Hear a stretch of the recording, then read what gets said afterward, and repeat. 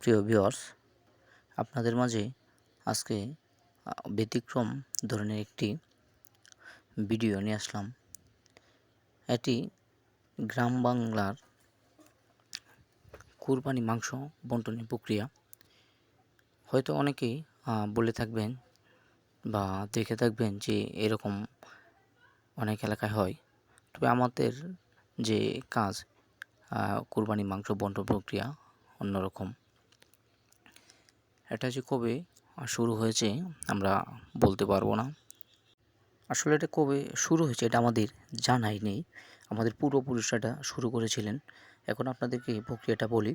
মাংস কাটার পরে এভাবে বন্টন করা হয়।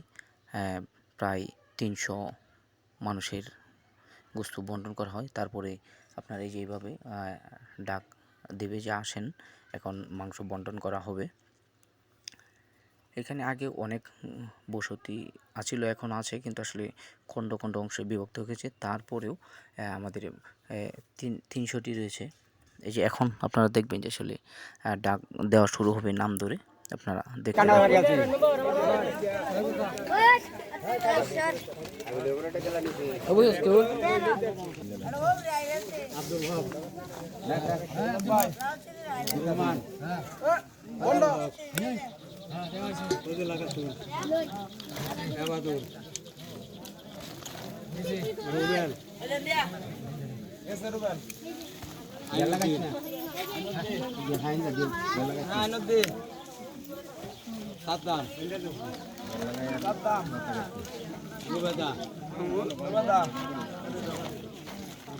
উসমান গনি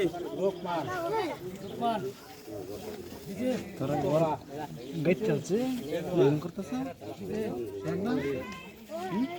আব্দুর রহমান আশাম মৌলানা বোরহান নূর কা